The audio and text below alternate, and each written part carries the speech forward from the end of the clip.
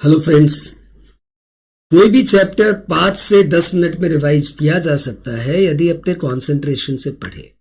इसी के डेमोन्स्ट्रेशन में हम income from other sources chapter उठाए हैं और इसमें हमने गिफ्ट को कवर नहीं किया है। टॉपिक को आप कई सारे सेगमेंट्स में डिवाइड करिए। पहला इंट्रो, दूसरा फैमिली पेंशन, तीसरा कंपोजिट रेंट, चौथा कैजुअल इनकम, पांचवा डिविडेंड और उसके बाद miscellaneous like letting out of plant machinery furniture etcetera. सबसे पहले अपने स्टार्ट करते हैं इंट्रो से। Income from other sources section 56 से 59 तक है और इस हेडर को हम लोग खुदा सेक्शन कहते हैं, खुदा हेडर कहते हैं कि जिसका कोई नहीं उसका तो इनकम फ्रॉम अदर सोर्सेज है यारो। तो इनकम फ्रॉम अदर सोर्सेज में जो इनकम पिछले 4 हेड में नहीं आती वो यहां आती है। कुछ खास एग्जाम्पल्स इसके, जैसे interest income, dividend income, casual income like lottery, betting, gambling, family pension income, rent from land, copy evaluation करने की fees, director fees etcetera etcetera.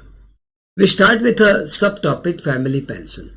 Employ के डेथ के बाद यदि एम्प्लॉय की फैमिली को पेंशन मिलती है तो that is taxable as income from other sources और इस फैमिली पेंशन से एक स्टैंडर्ड डिडक्शन आपको मिलता है at the rate 1/3 of the pension of 15,000 which ever is lower. अगला इसमें टॉपिक आता है कंपोजिट रेंट।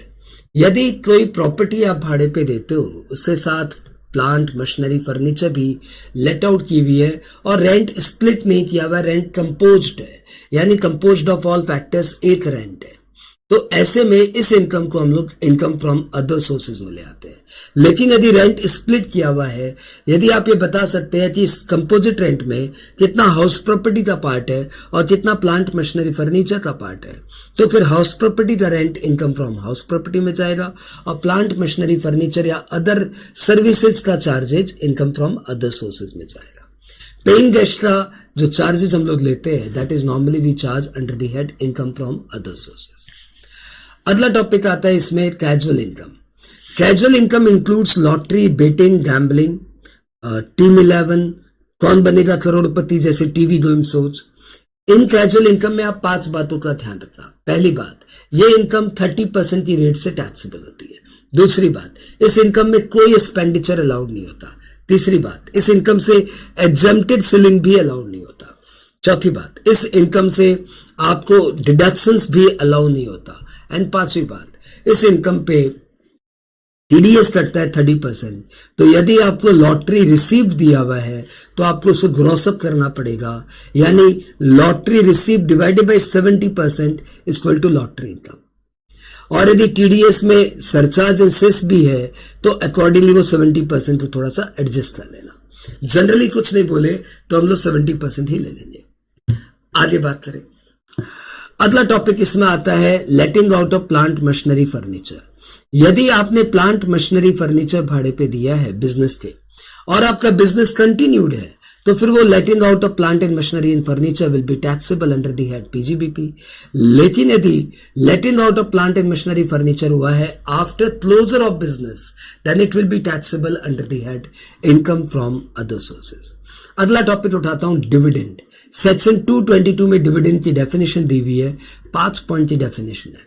पहला point, dividend any distribution of asset, any release of asset by the company among its shareholder to the extent of accumulated profit shall be treated as dividend. दूसरा point, any bonus debenture or bonus deposit given by company to its shareholder then to the extent of accumulated profit it shall be treated as dividend. तीसरा, any release of asset on liquidation of company, any release of asset on liquidation of company by the company among equity shareholder to the extent of accumulated profit shall be treated as dividend. Any reduction of equity capital causing release of asset to the extent of accumulated profit, it shall be treated as dividend. And last and most important, any loan given by a closely held company to its specified member having 10% or more voting power to the extent of accumulated profit shall be treated as dividend. Dividend का tax treatment ये है कि चाहे Indian company का dividend हो या foreign company का dividend, दोनों ही डिविडेंड रेसिपिएंट यानी कि शेयर होल्डर के हाथ में टैक्सेबल होंगे। और इस डिविडेंड से कोई एक्सपेंडिचर आपको अलाउ नहीं होगा, सिर्फ एक एक्सपेंडिचर अलाउ होगा और उस एक्सपेंडिचर का नाम है interest on loan taken to purchase share etcetera. लेकिन वो इंटरेस्ट ऑन लोन भी अलाउड होगा to the maximum of 20% of dividend. Dividend आपने किया, कैजुअल इनकम आपने किया, फैमिली पेंशन आपने किया, कंपोजिट रेंट आपने किया और आपने किया फैमिली पेंशन। इतना सा टॉपिक है, यदि और थोड़ा सा इसको एक्सटेंड करना है तो आप बॉन्ड वॉशिंग ट्रांजेक्शन भी कर लो कि if a person transfers debentures और bonds just few days before the record date and reacquire such debenture or bond within few days after the due date, then interest on such debenture shall be taxable in the hands of transferor. However, if the assessee proves to the satisfaction of the assessing officer that the transaction was not systematic but accidental and no such transaction occurred in last 3 years, then this provision will not apply. इसके अलावा तो income from other sources में कुछ नहीं पढ़ना है। Gift को मैंने अलग चैप्टर में रिकॉर्ड किया है।